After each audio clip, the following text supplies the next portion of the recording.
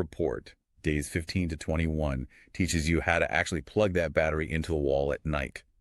We're talking about the sleep fix. And this entire phase revolves around environmental cues, specifically how to manipulate your exposure to light and temperature to essentially hack your circadian rhythm. And it starts first thing in the morning, which I thought was interesting for a sleep hack. The protocol demands 10 to 15 minutes of natural sunlight exposure within an hour of waking up. No sunglasses, just sitting by a window or standing outside on the porch. Why is morning light so critical for nighttime sleep? Because of this tiny, powerful cluster of cells in the brain called the suprachiasmatic nucleus. A super what? Suprachiasmatic nucleus. It's basically your brain's master clock. When bright natural sunlight hits the photoreceptors in your eyes, it sends a direct electrical signal to this nucleus. And this signal does two vital things. First, it immediately halts any lingering production of melatonin, which wakes you up completely. Right. And second, it simultaneously sets a biological timer for about 12 to 14 hours later. Oh, wow. So you are literally hitting the start button on a stopwatch that will automatically trigger sleepiness that evening. Exactly. Which makes the evening protocol make total sense because 90 minutes before bed, the reset requires you to drastically dim your environment and eliminate all screens. Yeah, because modern screens emit a very high concentration of blue light, which essentially mimics the exact spectrum of midday sunlight. So if you're staring at a phone in bed at 10 p.m., you are chemically tricking your suprachiasmatic nucleus into believing the sun is still high in the sky.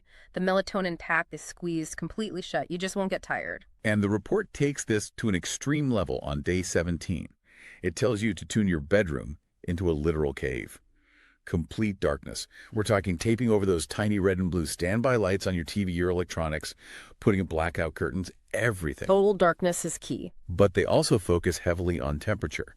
The target room temperature they give is between 16 and 19 degrees Celsius, which is pretty chilly. It is, but thermoregulation is arguably just as important as light for sleep. In order for your brain to initiate the transition into deep, slow-wave sleep, your core body temperature actually needs to drop by about 1 to 2 degrees Fahrenheit. Okay, so a cold room facilitates that natural biological cooling. Exactly. Which brings us to the most counterintuitive hack in the entire report, I think. Right around day 20, it suggests taking a warm bath or a hot shower 90 minutes before bed. I read this and I thought, wait a minute, if my core temperature needs to drop, why am I boiling myself in a tub? So taking a warm bath isn't actually about being warm and cozy in bed. It's a biological thermostat hack. What's fascinating here is how the body disperses heat.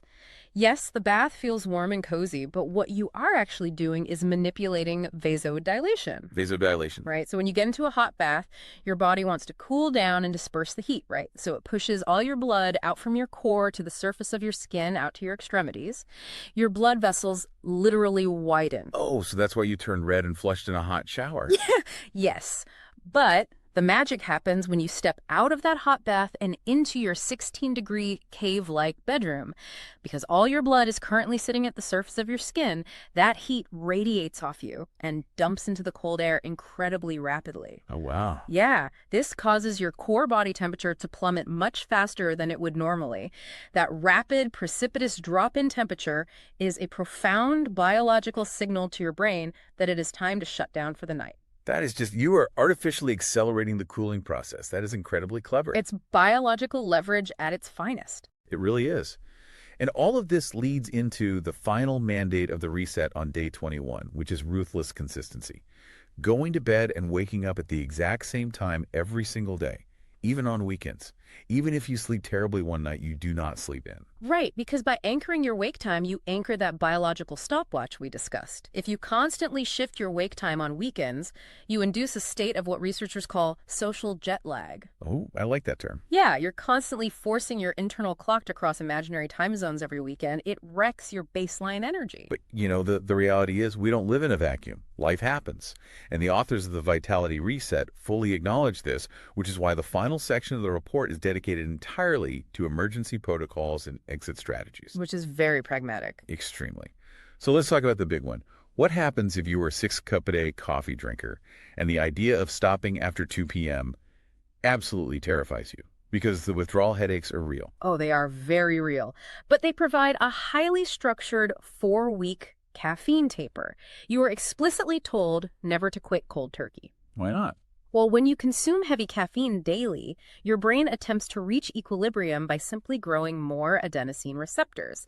It thinks, well, half my chairs are blocked all the time. I guess I'll just build more chairs. Okay, Oh, so if you suddenly stop drinking coffee entirely one day, you have millions of extra empty chairs, and the adenosine just floods them all at once, yeah. causing those agonizing withdrawal headaches and the nausea. Exactly. You basically go into chemical shock. So the taper prevents that. It involves replacing just 1/4 of your daily caffeine with decaf during week 1. So you drink 4 cups, you have 3 regular and 1 decaf. Very manageable. Right. In week 2, you replace half, week 3, 3/4, and week 4, you're on all decaf or herbal tea. This incredibly slow reduction gives your brain the time it actually needs to naturally prune back those extra receptors without throwing your nervous system into total chaos. That makes perfect sense. And they have an emergency hack for sleep too, right? Say you do everything right, the room is cold, you took your hot bath, but you still wake up at 3 a.m. in an absolute panic about a work deadline. Right, the 3 a.m. wake up. Yeah. The protocol introduces the 4-7-8 breathing technique here. You inhale through your nose for 4 seconds, you hold that breath for 7 seconds, and then you exhale very slowly through your mouth for 8 seconds. I've actually heard of this one, but I never understood why those specific numbers. Like, why does a longer exhale matter so much? It's all mechanical. It directly engages the vagus nerve, which essentially acts as the brake pedal for your nervous system. Okay. When your exhale is longer than your inhale, it signals your brain to shift away from the sympathetic nervous system, which is your fight or flight panic mode, over to the parasympathetic nervous system, which is your rest and digest mode. It forcibly slows your heart rate down. But, and here's where I need to push back. The report lays down a really strict rule here. It says if you do this breathing and you're still awake after 20 minutes, you have to physically get out of bed and go to another dimly lit room. You can't just lay there counting sheep. Yes, that's crucial. But the report says if you're awake for 20 minutes in the middle of the night, you have to get out of bed and read something boring in dim light. Isn't leaving bed the exact opposite of trying to sleep? I know it sounds crazy, but this is actually a foundational principle of cognitive behavioral therapy for insomnia. It's known as stimulus control. Stimulus control. Yes. If you just lie in bed, tossing and turning, getting more and more frustrated and anxious about being awake, your brain begins to associate the physical environment of the mattress with the stress of struggling. Oh, wow. So the bed stops being a cue for sleep and basically becomes a trigger for anxiety. Precisely. You have to break that environmental pairing immediately. You leave the room, you go read a boring book under a dim light, and you simply accept being awake without actively trying to force sleep. You have to remove the performance anxiety. That makes a lot of sense, actually. And only when you feel your eyelids getting heavy again do you return to the bed. It reinforces the bed exclusively as a place of rest. So what does this all mean? When you lay all of this out, the salt water, the protein breakfasts, the brain dumps, the temperature hacking, the stimulus control, it really becomes clear that this isn't some magical wellness fad. Right. It is a highly methodical dismantling of the physiological friction in our daily routines. Right. It treats human energy not as some elusive mystery, but as a biological equation. If you provide the correct inputs, hydration, electrolytes, stable insulin, natural light, and cognitive offloading, your biology basically has no choice but to output sustained vitality. It makes me think about another testimonial in the report from Carlos, this accountant from Texas. He was the classic 3 p.m. crasher. But after completing this 21-day reset, his billable hours actually increased by 25%. 25% is massive. Right. And he wasn't working harder or putting in longer hours at the office. He just reclaimed all that time he used to spend staring blankly at a spreadsheet, just fighting his own biology. He removed the blocks, and his natural capacity simply revealed itself. And that leads to a much bigger, kind of provocative thought I want to leave you with today. We have this deep-seated tendency to view our lack of energy as a personal failing, don't we? We blame our lack of willpower, we blame our age, we think we're just lazy. Constantly. But when you look at the mechanics of this report, it really forces you to look at our modern environment instead. The windowless, fluorescent-lit cubicles, the expectation of being glued to blue light screens until midnight, the grab-and-go heavy carbohydrate diets. It's all working against us. Our entire societal structure is essentially engineered to fight our biology every single step of the way. If we have to systematically life hack our way through a strict 21-day protocol just to reach a baseline of feeling normal, what does that actually say about the system we've built?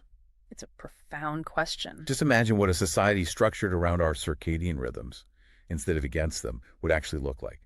What could you achieve if you simply remove those blocks? It's definitely something to chew on. But until society changes, the power to reset your biology is entirely in your hands, one glass of salted water at a time.